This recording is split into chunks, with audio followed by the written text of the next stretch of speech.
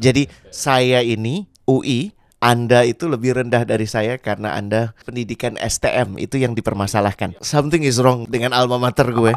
Coach kasih solusi. Coach Rene. Dari yang orange. Orangnya Gila, gue salfok banget loh beneran. Gimana mentereng kan? Ini menyambut 2024 kayaknya Der ya. Oke, kita fokus ya. Oke, kali berikut gue pakai merah Der supaya mengimbangi lo. Sorry, gua mah koalisinya orange sama biru. Lu yang mancing-mancing sih. Aduh. Perubahan lah. Ya, tapi yang pasti gini Der, kita bersyukur. Kenapa? Nggak kuning. Wah. Jangan marah dulu ya. Jangan marah dulu. Nih, gua harus bahas. Kuningnya kuning yang mana dulu? Pertanyaan gue. Kuning UI. Oh, kuning UI. Kuning UI. Dan gue cuma ingin declare, gue juga lulusan UI, alumni UI, alma maternya itu sama dengan orang yang nulis ini. Jadi menurut gue ini kayak self kritik aja. Oke, gini dari gue ya. Gue langsung mau tajem nih. Beneran, gue nggak ada bridging deh kali ini nih. Gue mau langsung tajem sama Anda. Untuk biar aman gue sebutnya oknum. Nah, udah aman, gue bebas di situ. Lu kenapa sih oknum-oknum anak-anak UI itu kayak ngerasa bahwa kayak kalau UI itu udah pasti masuk di perusahaan yang luar biasa. UI itu masuknya pokoknya harus yang perusahaan berkualitas. Apa sih? Kenapa sih? Maksudnya gue gatal, gue pengen bedah. Kurang satu. Apa tuh? Gaji. Oh, oke. UI harus gimana? Lanjut UI dong, harus di atas 8 juta. Enggak, lo kenapa itu sih? 2021. Sekarang Iya, mungkin paham. 10 juta. Sorry ya, ntar gue ngomong ini gue diserang nih sama si orang-orang UI yang berkata seperti ini kan. Mentang-mentang lu gak terima UI. Oke, gue akuin. Gue memang daftar Vkom Broadcast UI di tahun 2007. Alhamdulillah gak diterima. Iya, betul. Akhirnya gue pilih London School. Kalau enggak lo pakai baju kuning kan. Loh, tapi sebentar coach. Memang iya stigma waktu zamannya gue SMA, orang tua tuh udah pokoknya kamu harus UI itu ntar gampang cari kerja, UI itu gampang untuk kemana-mana, segala macam. Ya oke, gue turutin. Kebetulan memang gue suka di dunia media, penyiaran dan lain-lainnya. Gue pengen jadi penyiar pada saat itu kan belum siaran kan, masih SMA.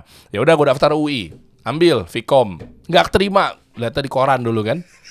Nggak ada nama gue. Gimana bang? Nggak terima mah. Udah nggak usah tenang aja. Aku pilih yang satu lagi. Cadangannya London School. Terima tuh. Bu Prita ya. Bu Prita. Gue soalnya main sama anaknya tuh. Udah ketahuan kan gue privilege orang dalam ya. Enggak lah.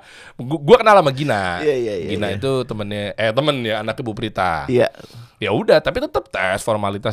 Bukan formalitas. Maksudnya jalanin tes apa segala macam. Terima masuk. Tapi nyatanya yang bikin podcast juga bukan anak UI. Ada anak UI bikin podcast. Ada Jo, ada. Nggak boleh juga ngomong gitu. Oh bukan. Ini hati gue nih separuh nih ya. Jadi ada tercabik-cabik di sisi lain sebagai anak UI. Gue merasa juga harus membela. Tapi di sisi lain gue tahu sih banyak kekatroan yang harus kita luruskan. Nih ada Aldan kampusnya di Ruko. Jangan gitu. Kenapa? Obama kesana. Enggak, itu KW-nya. Gue tahu KW-nya. Bintang iklan. Sorry dan gue membelain lo dan ya Allah. Cuma Aldan bilang katanya ada juga di gedung. Tapi kan yang gue tahu kan kalau sekolah tinggi itu kan di Ruko yang parkiran motornya sampai ke jalan raya tuh biasa itu. Ya, anyway, intinya ini lagi rame banget teman-teman ya. Dari tadi maksudnya apa sih ya? Lo juga baca lah ya di judul, di thumbnail tentang anak UI yang lagi rame banget diperbincangkan. Iya. Yang memang lagi bahkan. Lagi diperbincangkan gara-gara dia merasa bahwa gue UI tapi kok gue gak keterima di PT PAL. Sementara di PT PAL ini malah ada orang, bapak-bapak dia nyebutnya ya, umur 30-an, gara-gara cuma hanya pengalamannya di Eropa, mungkin begitu kata-katanya, malah dia yang keterima. Loh, jangan lupa di Eropa dan dia cuma pendidikan STM, itu yang dipermasalahkan. Jadi STM. Saya ini UI, Anda itu lebih rendah dari saya karena Anda apa tadi London School. Aduh malah kesel banget ya. Ini problem pertama sih ya. Problem pertama Der. Siapapun sebenarnya nggak cuma di sini, cuman gue nggak ngerti kenapa something is wrong dengan alma mater gue yang menghasilkan orang-orang yang punya pikir itu rank bukan growth. Paham bedanya ya dari? Paham. Makanya Rank coba tuh deh. gini, rank tuh juara 1, juara 2 tuh rank. Universitas yang paling hebat, universitas yang kurang hebat, universitas yang biasa aja, itu rank. Dan gue mempunyai asumsi dengan pola pikir rank ini, gue lebih baik dari lo. Oh gitu kan, kayak gini, yang gini rusak kan? Arogan. Yang dimunculkan itu arogansi. Ana khairu minhu, masih ingat? Iya, yang ngajarin siapa coba? Lo coba kalau lihat ya, kalau dari kisah yang paling tua yang pernah ada, kan waktu itu pada saat nenek moyang kita diciptakan dulu, ya kan, terus ada semuanya diminta untuk sujud kepadanya saat ditiupkan ruhnya, gitu ya. Terus ada satu yang bilang nggak mau. Emang iblis, bukan anak UI-nya maksudnya. Salah lagi nih. Tapi tau gak, nih. lo denger gak pembelaannya? Kenapa kamu gak mau sujud? Kan dia bilang, karena saya terbuat dari api dan dia terbuat dari tanah. Jadi lihat nggak rank? Api lebih baik dari tanah. Rank. Dia udah meniadakan pemikiran lain. Ya, pemikiran lain bahwa sama-sama ciptaan dari Sang Pencipta. Maaf ya, si buyutnya manusia, buyutnya makhluk brengsek ini namanya iblis itu. Kan melihat langsung Sang Pencipta. Bener gak sih? Betul. Jadi maksudnya kalau konteksnya itu ditarik lah, wong sama-sama ciptaan Sang Pencipta, kenapa lo mesti mempermasalahkan ini? Dan ini kebawa sampai kita sekarang. Jadi lo paham ajaran ini dari mana? Ajaran yang mengatakan bahwa karena gue doktor, lo cuman master, lo lebih rendah dari gue. Itu kan sama. Betul. Ya. Lo kayak bahkan master pun enggak. Jadi lo nggak ada harganya. London School pula lagi. Swasta lagi. Iya. Stikom lagi. Padahal ini Jakarta. Kok London? Maksudnya apa gitu, paham ya? Jadi dan kita memang selalu butuh validasi dari rank. Dan itu menurut gue buruk. Siapa yang lebih hebat? Kalau gue ngelihat dari kasat mata, yang harus diolah nomor 1 adalah cara pandang. Cara pandang untuk kebiasaan merank sesuatu dibandingkan yang lain. Kenapa sih lu mesti ngebandingin hidup lo dengan orang lain? Nomor 1 itu. Hidup lo susah aja deh bawaannya nanti. Kenapa? Karena akan selalu ada orang yang bikin lo iri. Ada kok. Ya, karena istrinya lebih cantik, rumahnya lebih gede, podcastnya lebih banyak followernya. Betul nggak? Podcastnya didatengin Panji Pragiwaksono gitu kan, yang kayak gitu-gitu, paham ya? Iya kan? Jadi iya, itu menurut gue problem pertama yang mesti kita solve. Gimana sih supaya kita nggak ngelihat orientasinya bukan rank, tapi satu lagi growth. Ini bagus nih, betul. Growth tuh artinya gini, lo ditanam di sebuah lahan yang namanya London School. Tapi kan bibitnya dari. Gue yakin, maaf ya dengan segala hormat kawan-kawan London School, nggak semua kawan-kawan London School moncer kan. Oh iya, betul kan? Betul. Nggak semua kawan-kawan dari UI kalau ukuran apapun itu sukses, hebat. Enggak, yang katro juga ada, contohnya gitu kan. Iya, betul. Tapi yang hebat juga ada. Jadi nomor 1, growth itu adalah 1, lo mengkombinasikan antara benih lo di tempat lo tumbuh itu gimana. Dan tempat lo tumbuh namanya London School, dan lo mengoptimalkan itu. Sehingga lo menjadikan itu sebagai batu pijakan untuk sebelum abis itu lo kemana. Itu kan growth. Itu baru growth tuh. Itu growth. Dan lo nggak merasa perlu membandingkan diri lo dengan Helmi Yahya, dengan Daniel Mananta. Lo malah dengan asiknya ngobrol sama mereka juga. Betul nggak? Jadi walaupun ada hitung-hitungan yang kita butuhkan untuk mengukur kinerja kita, subscribers kah, durasi orang nonton kah, tapi bukan untuk digunakan gue lebih hebat dari lo, atau lo lebih hebat dari gue. Ini menarik ya Coach Reni tadi sampein ya. Apalagi tentang tadi cerita atau narasi seputar yang iblis yang di di hadapan Allah, ya ada Nabi Adam dan seterusnya. Itu percakapannya kalau nggak salah di surga ya, ya kan? Di langit lah paling nggak. Ya gitu. begitu ya. Iblis aja hitungannya sombong, tapi setidaknya bukan membela ya, tapi setidaknya dia udah tahu lah kondisi langit, surga dan lain sebagainya. Manusia ke surga aja belum, lah kok sombong? Berarti Anda lebih parah daripada iblis dong.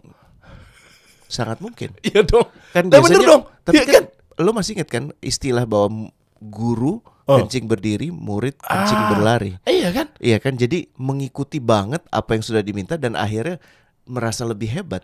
Gue nggak ngerti ya pola pikir ini dari mana, dan sebenarnya kalau kita urai lagi di konteksnya deh, ya di konteks kisah ini. Nah, ini coba kita baca-baca deh. Ya. Coba ya nih. Jadi ini ada satu postingan memang dari orang itu yang lulusan UI ya. Kita nggak usah sebut namanya. Iya, namanya siapa lagi? Nggak usah. Nggak usah lah ya. Ya oke lah. Jadi ini tadi kronologinya udah dikasih tahu di awal ya. Tapi coba kita baca kisahnya nih. Lu pasti agak kesel juga sih sebenarnya.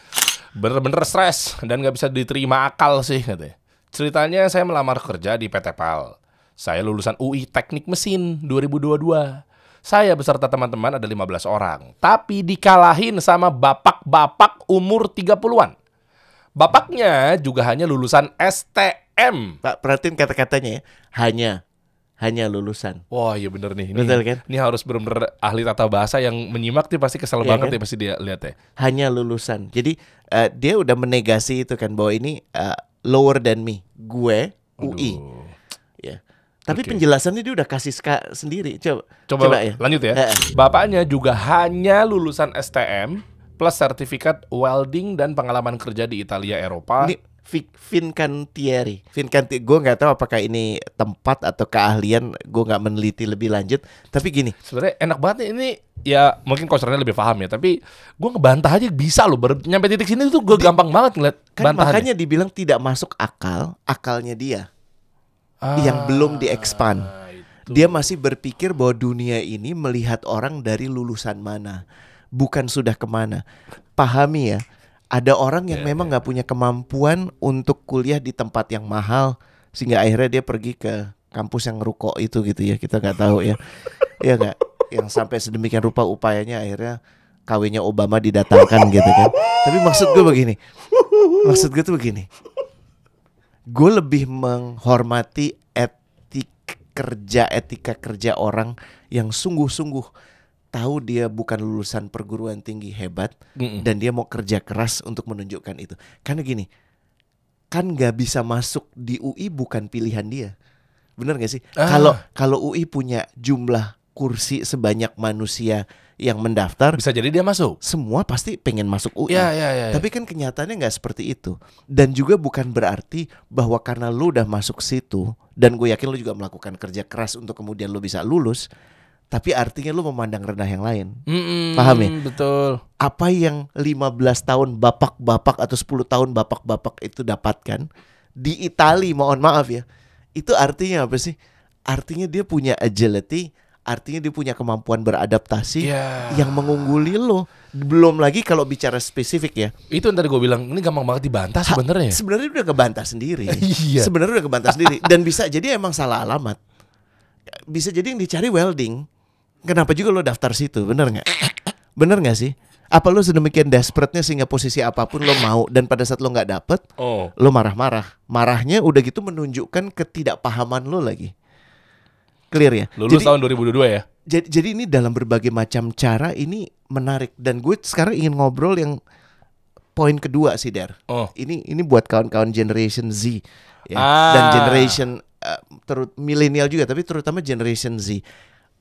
Lu mesti paham bahwa lu punya problem di aspek coping mechanism. Kalau bahasa psikologinya itu coping mechanism. Der, kalau lo kesel karena satu deal nggak terjadi, ini gue coba, gue belum koordinasi sama Derry ya, gue pengen nanya ya, lo ngapain, Der? Ya merenung, gue minta dulu sama Allah pertama, kenapa? Ini versi gue ya? Iya, gue nanya lo.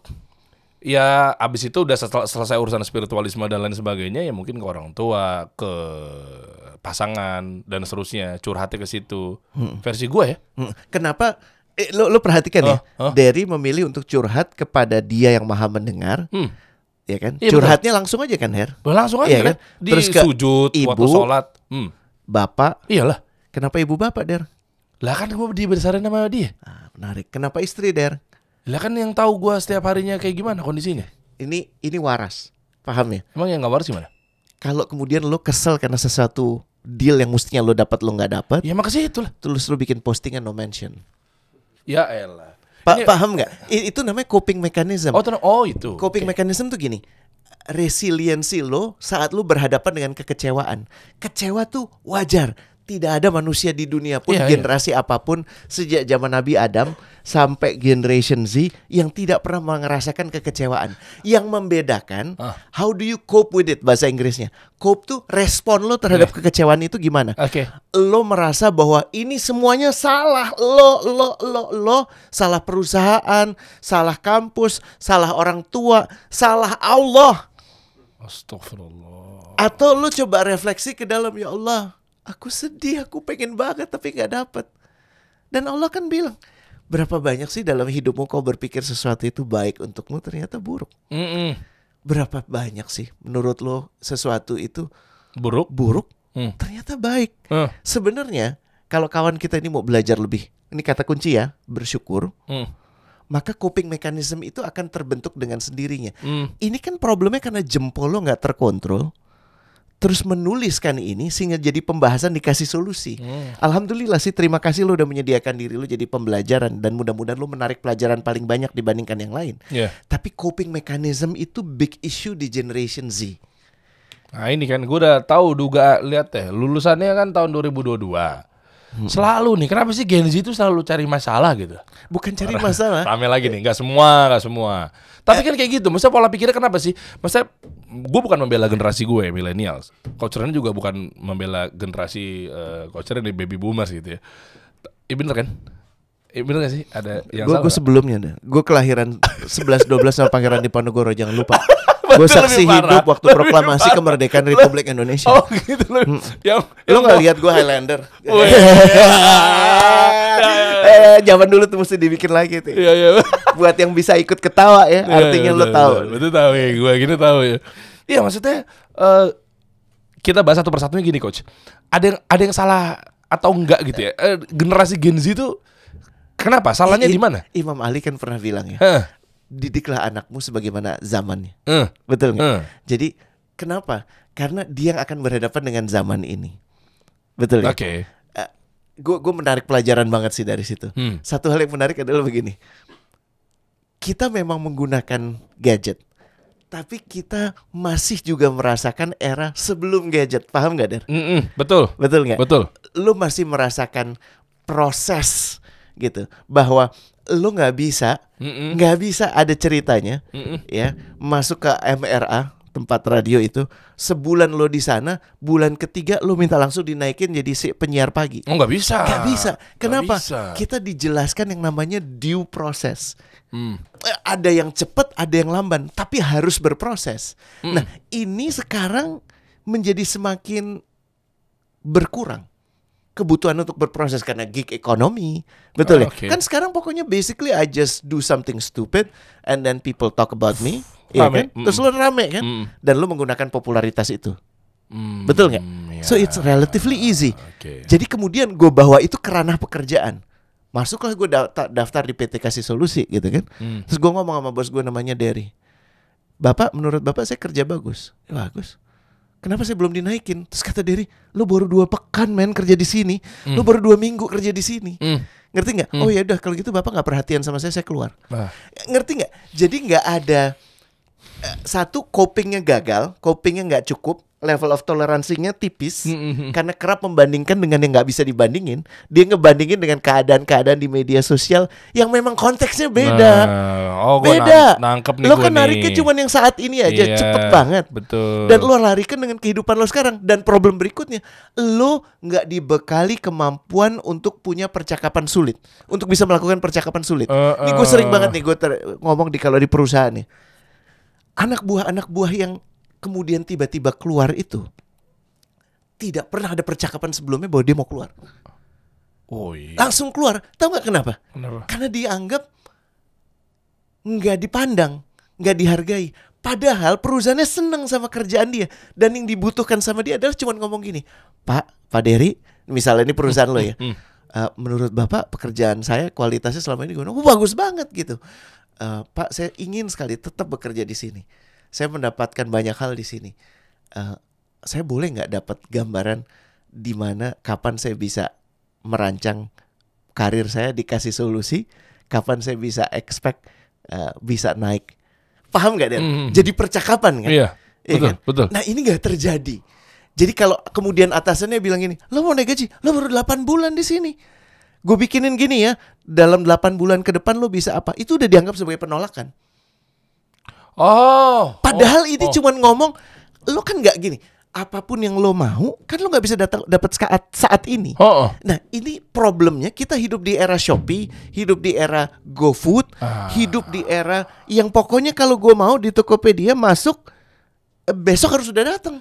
Dan kalau kurang datangnya mestinya di bawah jam 5, datangnya jam 6, gue komplain. Lah, itu kan barang pesenan. Hidup lo kan nggak kayak gitu.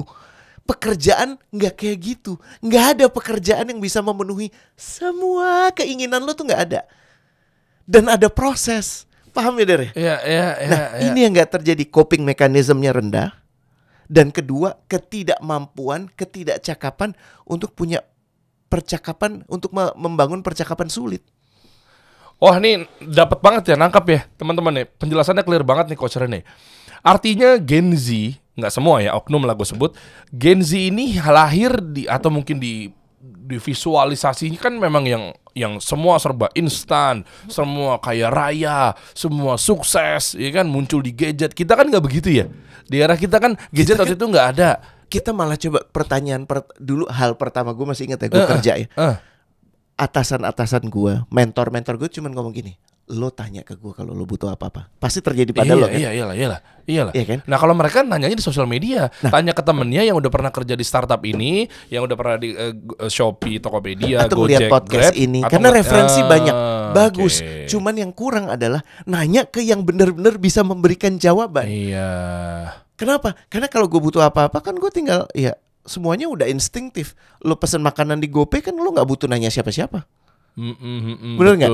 Bener. Lo ada pertanyaan tentang kiriman barang, lo kan ada FAQ-nya, frequently asked question. Tapi dalam hidup lo kan nggak ada FAQ. Dalam karir lo nggak ada FAQ. Lo harus aktif, datang ke teman kerja lo. Lo mesti ngomong sama bos lo. Lo mesti ngomong sama bosnya bos lo. Dan bukan ngomong apa yang lo mau, ngomong memahami.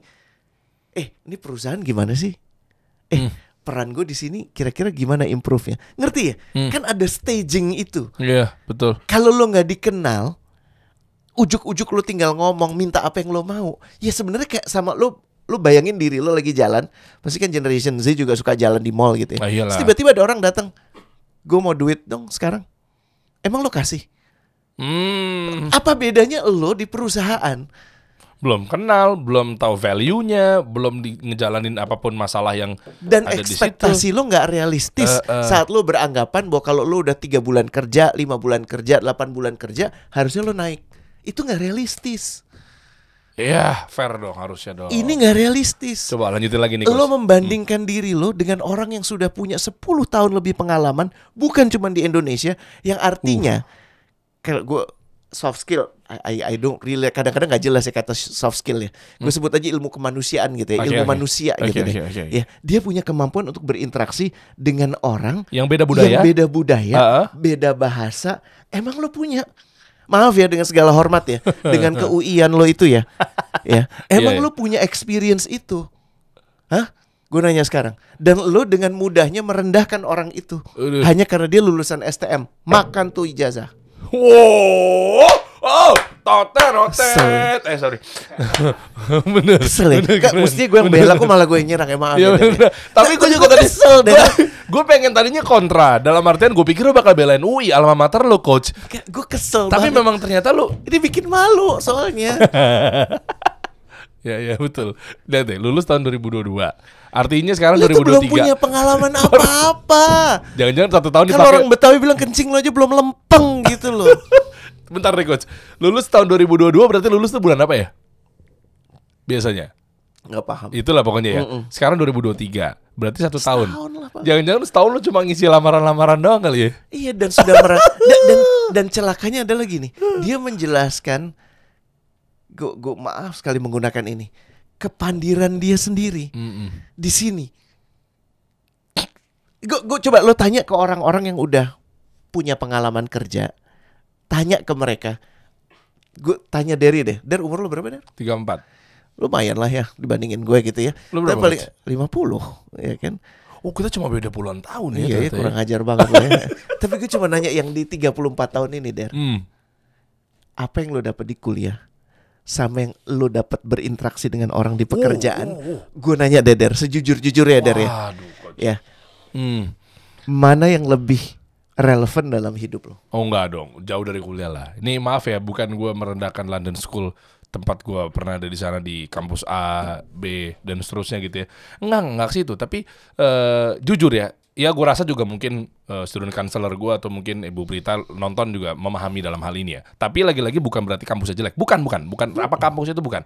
Tapi ya gara-gara di kampus mungkin kita jadi membuka mata, membuka pintu untuk ke langkah berikutnya. Selama gue hidup, apalagi bisa diri di media dan seterusnya, dari kampus cuma kepake 10%, 20%. Nah, tuh. Ini bahkan dikasih persentasenya saudara-saudara. Benar. Paham ya? Benar. Paham ya? Iya. Jadi buat yang baru lulus, apapun yang lo dapat, lo sebenarnya baru bawa 10% dari yang dibutuhkan. Wah, men. 90%-nya lo kudu nyari. Begitu kan? Waduh. Gue boleh nggak interpretasikan boleh, gitu? boleh. Bener kan? Boleh. Iya kan? Boleh. Jadi kenapa lo dengan sombongnya mengatakan gue punya 10% itu udah sesuai dengan apa yang dibutuhkan oleh siapapun? Karena 10% ini dari UI. Clear ya? Lu udah jawab lo itu tadi. Iya sih, nggak kena sih nih. Sorry banget bro, UI. Sorry banget nih. Iya kan? Mau lo dari UI, UGM gitu kan? Pejabat kita banyak banget UGM. Presiden capres banyakan UGM-nya gitu ya. UI-nya mana? Nggak ada, ya kan?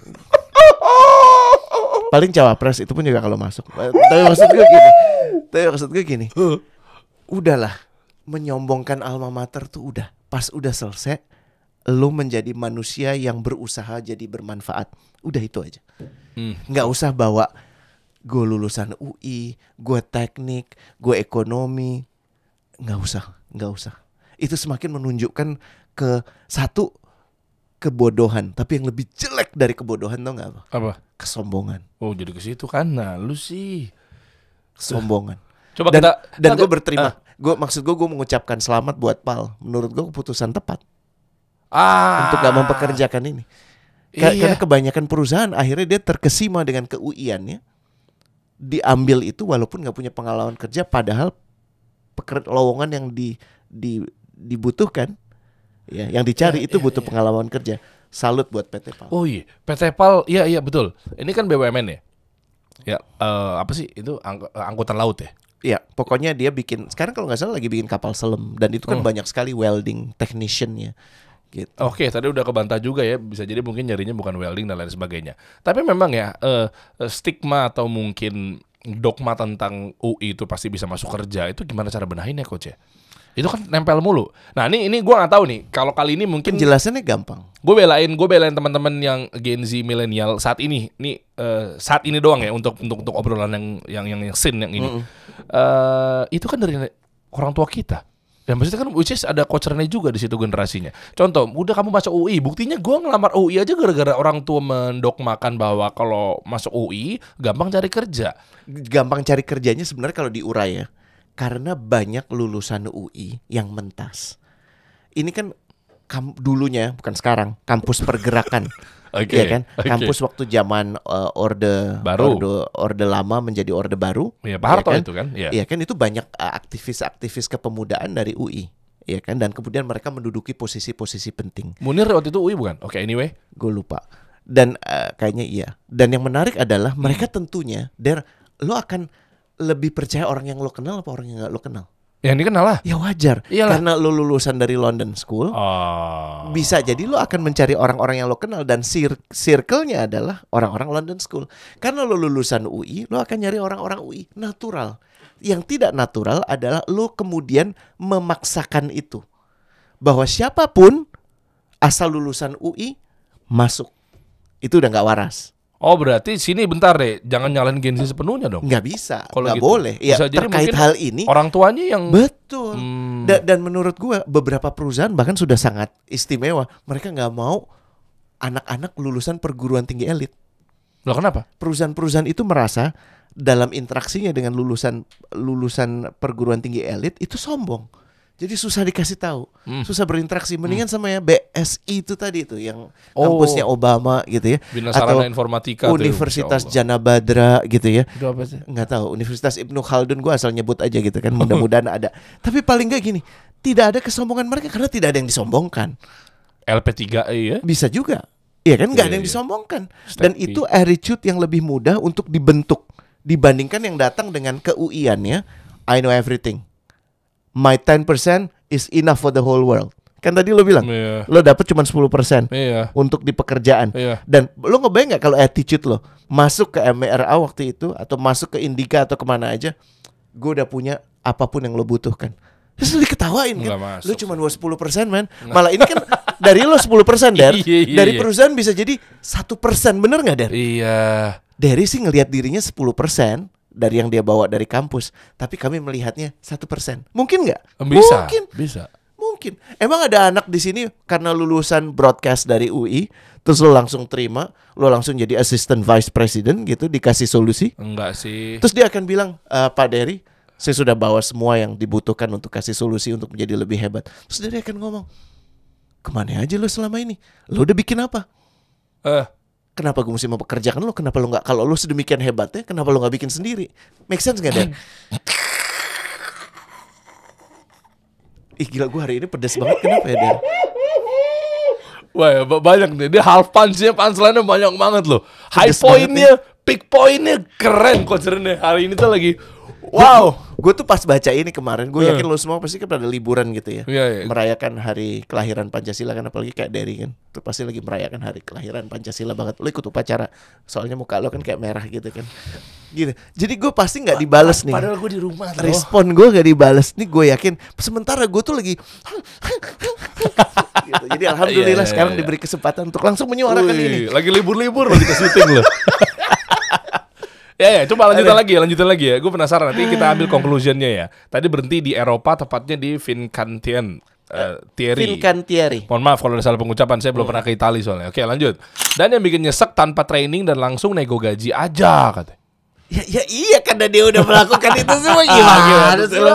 Gimana sih? Ah, Lu yang harus di training. Iya. 1 tahun lu baru ngelamar-lamar doang paling. Aduh. Gimana sih? Tuh nggak masuk akal gue tuh, lebih jujur. Kalau nggak masuk akal tuh nggak masuk semua akal kan artinya. Iya. Bener nggak? Nggak masuk akal banget lulusan UI kalah sama lulusan STM. Bocah lu, bocil. Kalau lo Selalu kan banget biasa lu suka apa ya kalau di Iya, kalau di ini kan di Nggak Instagram. nyampe kameranya. Gue mau tepok palanya. Nggak nyampe kameranya.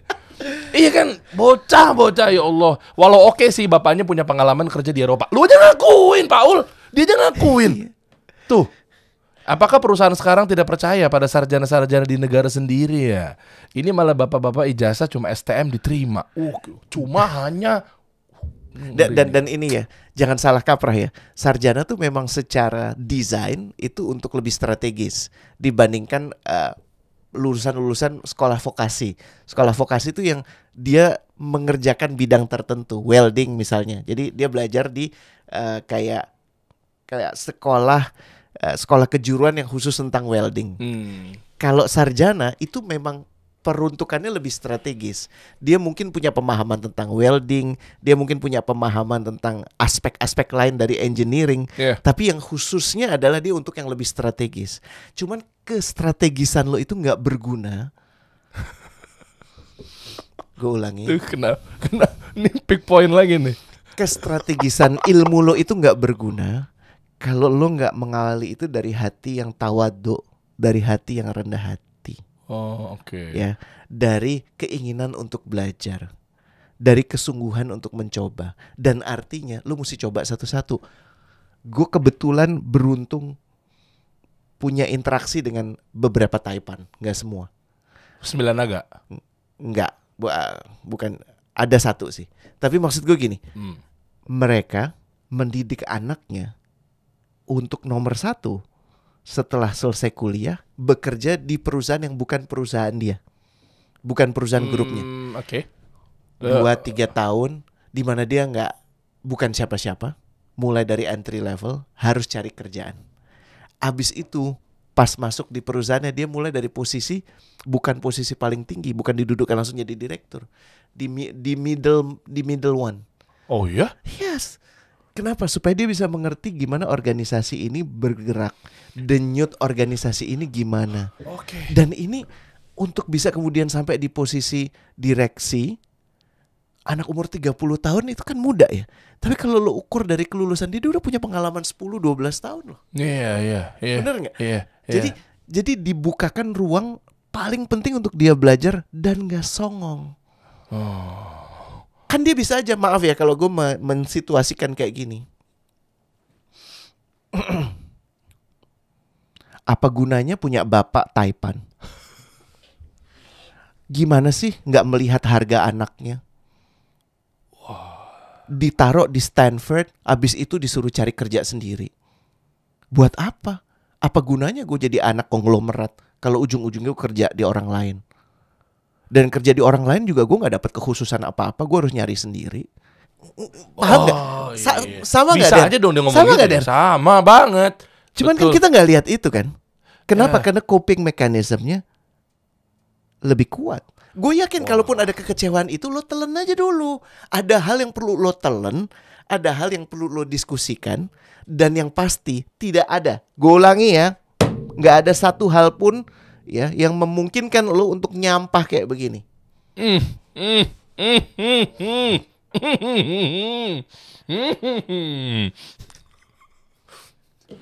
Keren gue cerita nih.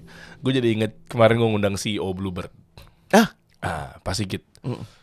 Pak Sigit berarti Udah kemarin? Udah tayang juga kan ini kemarin semalam. Gue belum lihat. Udah semalam. Pak Sigit, kakaknya Pak Indra, suaminya Nikita Willy. Oke. Beliau cerita, waktu itu kan punya neneknya, Bluebird tuh dari awal. Neneknya ya, terus punya anak 2-3 orang yang ngurusin Bluebird. Di antara anak dari neneknya ini berarti kan bapaknya Pak Sigit dong. Ya kan, bapaknya. Berarti neneknya perempuan nih, ibu-ibu nih, Masya Allah. Punya anak 3 lagi ngurusin Bluebird. Salah satunya bapaknya Pak Sigit, Pak Indra gitu. Ya kan. Turunin lagi berarti ke Pak Sigit. Tahu nggak Pak Sigit di Bluebird itu kerja jadi apa? Apa? Dari bawah ngurusin orderan. Kan dulu Bluebird masih Telepon. ya.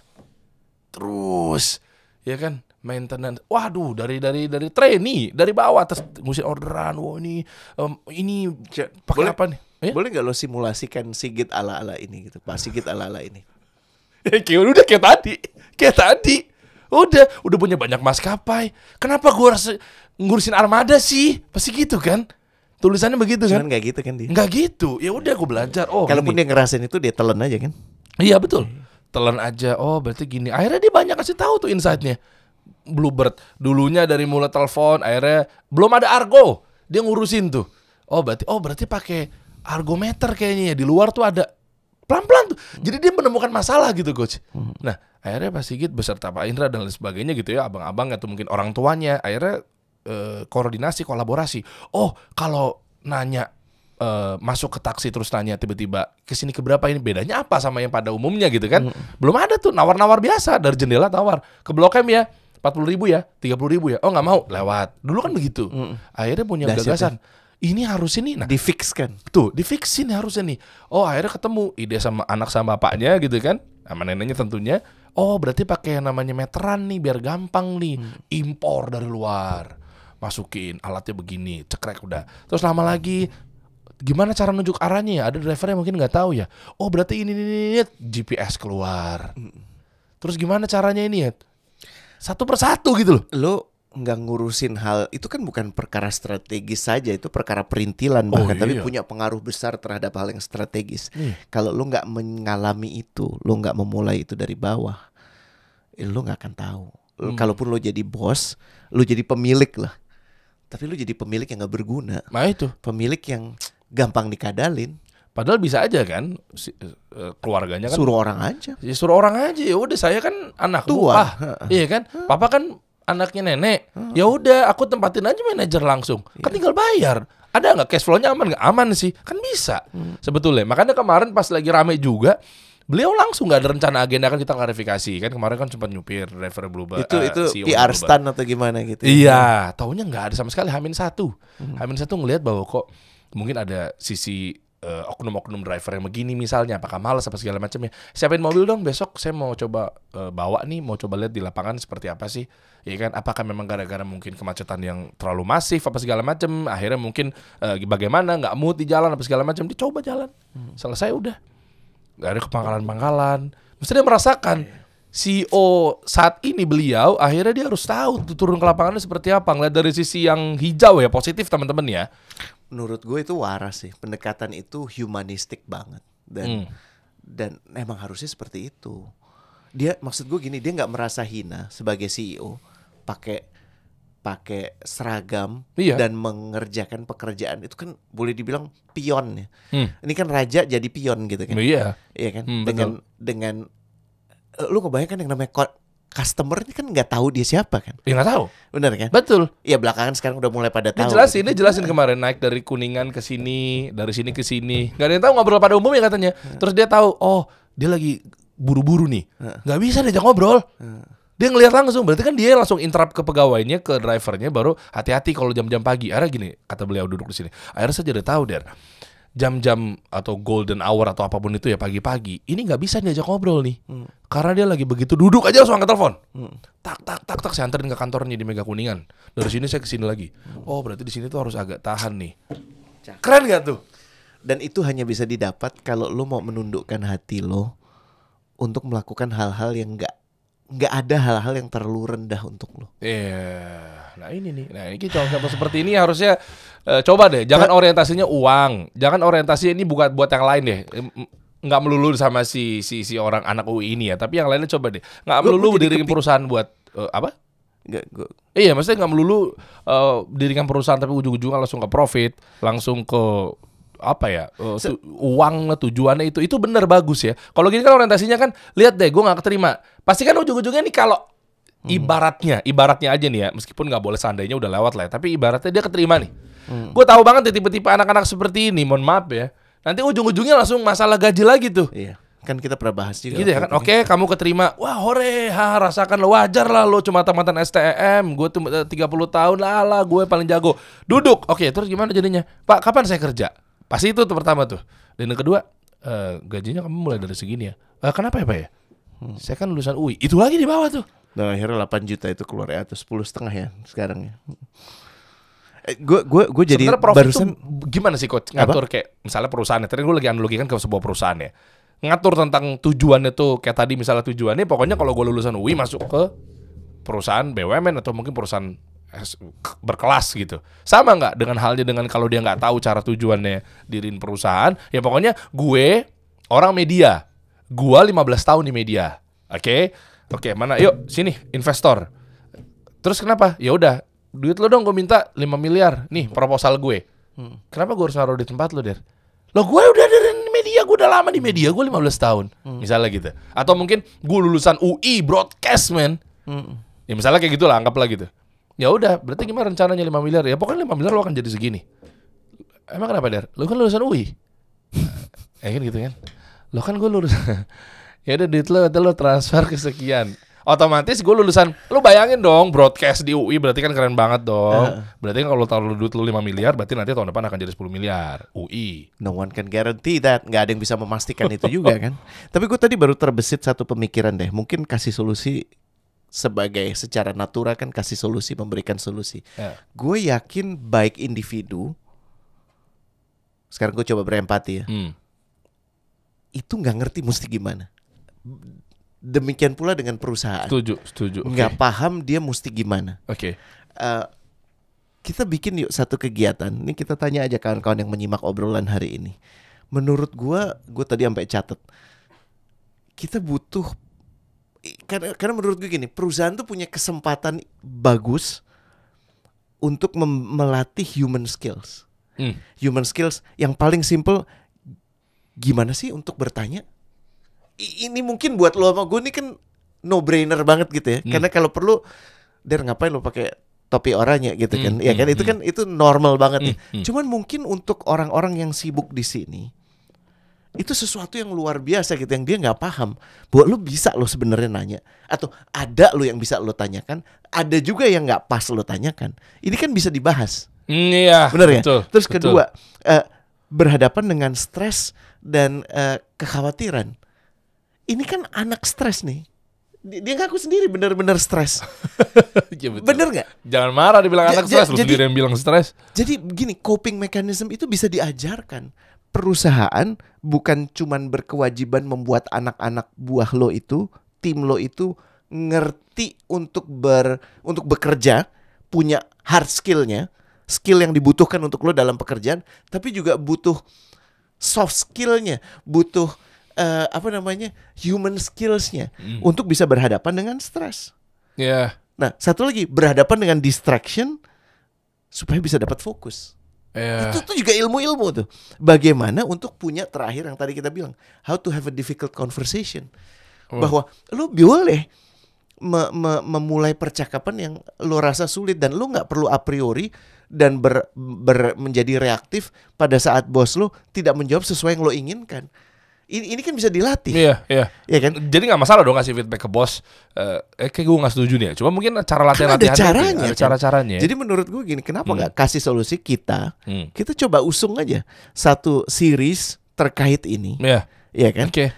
Dealing with Generation Z dan nasihat untuk Generation Z mesti gimana? Kalau menurut lo ini baik, tulis di komentar. Setuju nih. Nih gue jadi kepikiran bahwa misalnya ada seorang bos atau pemilik perusahaan ketika memang bukan terlanjur ya, oke lah terlanjur atau ingin mengambil anak-anak Gen Z untuk dipekerjakan di perusahaannya dengan maksud ya. Jadi kan dengan maksud pengen ini perusahaannya biar lebih melek lagi digital. Ini perusahaannya agar lebih gacor lagi jalannya, ngebut lagi, lebih moncer lagi gitu kan. Nah, tapi jangan-jangan keputusan itu dari si pelaku usaha salah. Bisa gara-gara jadi. Mungkin nggak siap. Iya. Dan nggak siapnya itu bukan secara teknis, tapi non teknis.